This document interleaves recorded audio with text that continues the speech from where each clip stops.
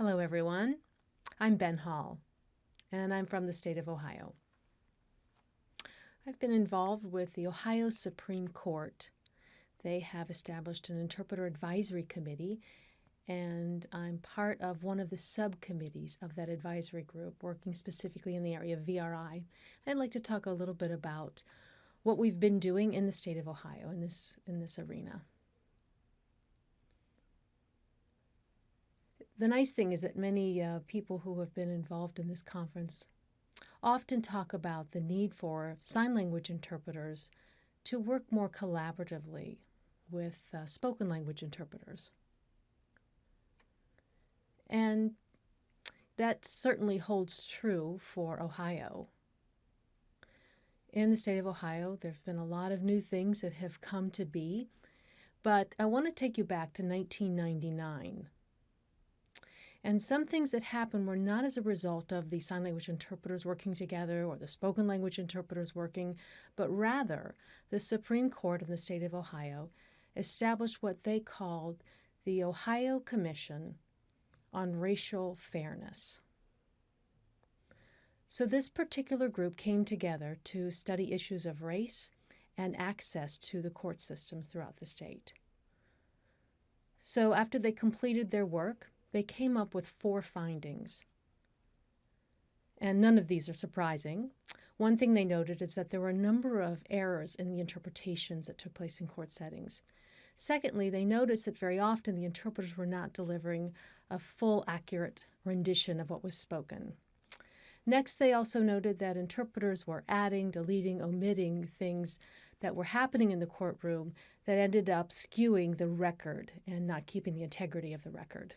And lastly, they noted that interpreters seemed to have a lack of understanding in terms of their role and responsibility. Basic boundary issues were of concern in the court settings. So this information was shared with the Supreme Court. And of course, as a result, there was a lot of concerns raised when clear evidence indicated many concerns. So after the report was submitted in 2002, the Supreme Court of course, realized that the state needed to do, as they always do, and establish another committee. This committee was called the Racial Findings Implementation Task Force. This task force developed an action plan. So as was realized, the first committee came together to realize there were concerns and issues, and the second committee was tasked with trying to determine how they can best resolve and put things in place to make the court systems more accessible. They came up with 3 stipulations. First was that the state of Ohio needed to immediately develop some kind of guidelines that would be available for the certification and qualifications of interpreters working in courtroom settings. At that point in time, there were no standards whatsoever in the state of Ohio, so there was a definite need realized for this to happen. Secondly, there was the development of a code of professional conduct. And the third was that there was a recognized need for training of courtroom individuals, including judges, so that they could better understand how they can work with a variety of different individuals who come into their courtroom with varying language. So the Supreme Court then proceeded to implement these 3 different findings, and as a result, Ohio currently has certification requirements for interpreters working in all languages. They have since established the Code of Ethics, and also they have come up with a developed training that they provide to judges and courtroom personnel. So that was in 2002. The following year, in 2003, they established an office that really focused primarily on interpreting issues. This was the Interpreting Service Program, and they brought in a full-time director to serve in that program. A gentleman named Bruno Romero was the director appointed to that commission, and he was a Spanish interpreter with quite a bit of experience working in the courtroom. So in this new position, Bruno, and let me just back up here, Bruno as the director was considered to be somewhat of middle management or part of the administration of the court systems. Ohio doesn't necessarily have a unified court system, and by that I mean that there's a Supreme Court that may make rulings, but it's very difficult for them to require the compliance within the different jurisdictions within the state of Ohio. But that being said, they can establish policy and internal rulings, and the other courts are required to comply with that, but it's very difficult to really oversee whether that's happening. So that being said, Bruno went forward to establish an advisory committee, and this advisory committee was really one that just provided advice. They were not a policy-making group, but rather an advisory capacity, worked to inform the courts. They brought in different judges and directors to be a part of this committee, and the majority of the individual members were in fact judges. They had attorneys and interpreters and other individuals a part of this advisory committee as well, and they worked throughout a couple of years establishing a number of subcommittees. So far, a number of our different recommendations and ideas have been adopted by the Supreme Court of Ohio and disseminated through other jurisdictions. You know, one key thing that we developed were a number of resources.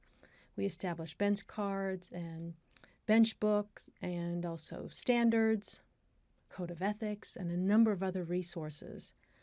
One major project was the development of a video, and this video was intended for judges and for other court officials to help educate them about, interpreters, the role of the interpreter, the selection of qualified interpreters in that process. But, it takes a little bit of a different approach in this video, and I say that because there's a lot of emphasis on this notion of language variation that occurs within deaf populations. So as we know, there are a number of deaf people who may be deaf experts and who may testify, and their experiences growing up and their language exposure is key to understanding how best to communicate with them. And the same holds true with other individuals with other experiences. So as a result, of course, we know deaf people have much language variation. Some people are very fluent in American Sign Language and others may not be. And to mention as well that not every interpreter may be able to accommodate each of these language needs, and so the interpreter needs to be qualified. So this really helps the court understand this whole notion of language variation and the challenges that exist in terms of meeting these various needs. Now, it's also interesting to note that we're not only educating the court systems, but we're also educating spoken language interpreters as well. And just to give you one example, I happened to be in a conversation once with an individual who is a Spanish language interpreter who works full-time in the court systems in my home community. And during our conversation, they brought up this issue that they were a little bit anxious to mention, didn't want to offend, but said they had noted that with sign language interpreters, they always seem to spend an extended period of time kind of pre-conferencing with the deaf individual. Sometimes 5 or 10 minutes of time is spent, and they wanted to know why there was a need for this, why so much time was devoted to that. I was a little surprised at the question because my assumption was that the same would hold true for Spanish interpreters, that the Spanish-speaking community is very different and that they're different countries, and as a result there must be a lot of language variation that exists, and that a language interpreter working with somebody would have to spend the same amount of time pre-conferencing. But what I learned after this conversation was that after just a couple of sentences, the interpreters are able to identify what community, language community, and what country this person is from. So with that information, I was explaining how different it was for deaf people. Deaf people have very different experiences, are exposed to very different language, and as a result of that, there's much language variation, and that poses a challenge for interpreters. So it was a great way to educate him. This individual's been interpreting the court system for 20 or 25 years, and yet throughout this time never realized the kinds of challenges that we encounter as sign language interpreters. So it's just an example of how we can help to open up the lines of communication for spoken language interpreters. So we came up with a number of resources that were developed by the state of Ohio, by the Supreme Court, and these resources are available. You can find them very easily on our website. You can download them and print them. You can look at them online. The video that I mentioned is also there. The video is called Myths About Deaf People and the Impact on the Courts. So feel free to take a look at that. I do want to forewarn you, it's a little bit long. It's about an hour in length. But nonetheless, it's a great educational tool that you can use for your court systems and your areas, and it really addresses a number of issues. Oh, and just to tell you how to find that information, if you go to your search engine and you type Supreme Court of Ohio Interpreter Service Program, you'll be able to pull up that homepage, and there you'll be able to see the links to the video. There are a number of icons that indicate the number of resources there. But that's what you're looking for. Okay?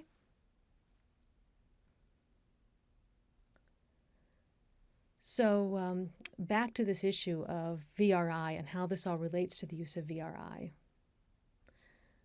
Our approach right now is such that we're just beginning our work. We've just begun working a couple of months ago. We've just scratched the surface.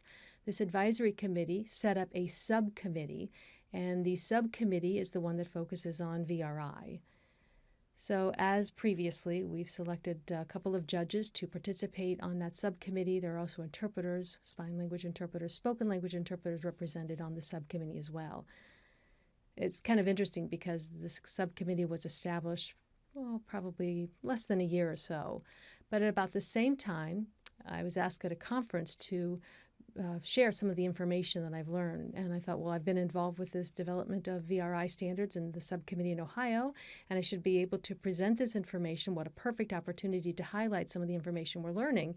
But I ran into a problem in that the committee didn't have a meeting for a number of months, and I was quite anxious, concerned that I'd get to the conference and have nothing to share. But fortunately for me, we were able to push that meeting to happen, and we've actually conducted 2 meetings prior to this conference. So in our first meeting, we all came together, and it was there that we realized that judges and other individuals, personnel there, really did not have any information about video remote interpreting whatsoever. So that being the case, we realized that we need to just take a step back and do some educating first and talk a little bit about what's available and what's happening in the greater community so that they can be better at providing services. So much of our first meeting was really spent educating those individuals on the current state of affairs. During our second meeting, we were able to develop some rough guidelines, and we were able to borrow from some other states guidelines that had previously been developed. We gathered feedback from the individuals on our committee and from others as well. So I see this conference as really being very helpful in terms of gathering a lot of information about VRI. And from this conference, I hope to be able to take back information to this other subcommittee group so that we can learn more as it pertains to this particular issue. There's also the AOC, the Administrative Office of the Courts Personnel. Those are admin people like I'd mentioned earlier, Bruno Romero, individuals such as that. They're really hosting a conference in a couple of weeks in Arkansas. And once that Arkansas conference is completed, I should be hearing from Bruno at the same time being able to gather information that I've learned from this conference and be able to take it back to the subcommittee and help them really get up to speed on the current state of affairs with VRI issues. So we've come up with this rough draft that I mentioned, just some guidelines that we put together. And once we finish them, they will become an amended part of the state's rulings of superintendents. And by that I mean that there'll be an amendment such as the Code of Ethics have been, the standards that I mentioned have been also amended as rulings. With these amendments, it's much easier to make modifications and adjustments than it is to actually make adjustments to the actual ruling itself. These will have a strong influence on the court in terms of their need to comply with what we come up with. So let me speak a little bit about what these guidelines entail. It's really stressed that VRI is to be used only in very limited situations. They're not to be used in a wide variety of courtroom settings, but rather there are specific requirements that have to be met to determine whether or not they're most conducive. First, this would apply generally both to spoken language interpreters and sign language interpreters. And secondly, and there are 3, I should mention, 3 guidelines that we've come up with. The first one talks to the importance of if there are no live interpreters available and whatever the issue is that's before the court is not able to be postponed, then there can be a consideration about using video remote interpreting services. Secondly, when it's more fiscally responsible to provide video remote interpreting, then it should be done. And these would be instances when there are no interpreters, when this case cannot be postponed or canceled, and perhaps it would only require 2 or 3 minutes of actual interpreting time. It's more fiscally wise to bring in someone through remote interpreting as opposed to a live interpreter. And third, if there's proceedings that's less than an hour, if there are no live interpreters available, it would be more financially responsible for the court to tap into the technology through VRI interpreting services. So those are the 3 guidelines we've come up with. And in addition, VRI cannot be used for any hearing where evidence is being introduced. So in those circumstances, remote interpreting is not permitted to be used.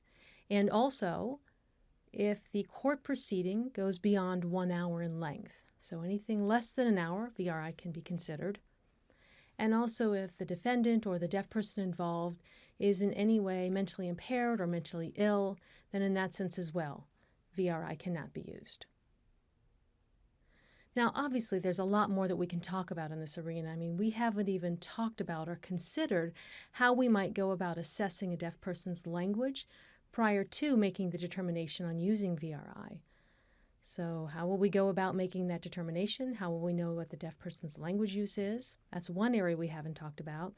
And secondly, we need to establish, well, let me just say this. If you think about a courtroom setting, very often there'll be private conversations with attorneys that happen, conversations that happen outside of the courtroom, and those would not be accessible for VRI, and that creates some difficulties there. In terms of appointing qualified interpreters, the Ohio rulings currently state that the Supreme Court only recognizes interpreters who have SCLs, Special Certificate Legal. So all the courts in the state of Ohio have to first try to find an interpreter with an SCL. And if there are no interpreters holding that certification anywhere available and the proceeding cannot be postponed, it's at that time that they can then look to other interpreters who are certified by the RID or NAD. But even with that, those interpreters have had a minimum of 18 hours of training. And I'm speaking of training in a legal setting particularly. Now, those same standards will hold true for video remote interpreters. So if the court has chosen to use VRI, the interpreters using or providing the service have to be on a list of certified interpreters. And again, they'll be looking primarily first for SCLs and proceed further. So in terms of our future plans with this, as I've said before, we are going to be bringing information back from this conference. Bruno will be bringing information back from his conference in Arkansas. The group will work through that information. We'll be sending information out to deaf organizations, interpreter organizations, spoken language interpreter organizations, looking for feedback on our developed guidelines. And at that point, we'll complete our draft and send it off to the full advisory committee. Once we get feedback from the advisory committee, we will make the necessary edits or whatever is needed to be done, and at that point send it then to the rulings committee. The rulings committee will then take our draft and put it more into legalese so that it fits nicely with the other piece of legislation that's already available.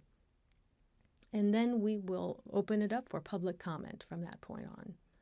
So that's basically what we're working on. We expect this will take maybe a year, perhaps a year and a half. But with that, that's where we stand currently in the state of Ohio. And I just want to thank you. Thank you for your time. I wish you were here at this conference. It's a wonderful conference. Half of the fun of this conference is just being able to really interact with others who are here. So again, thank you. And if you need to contact me, you can find me in the RID directory.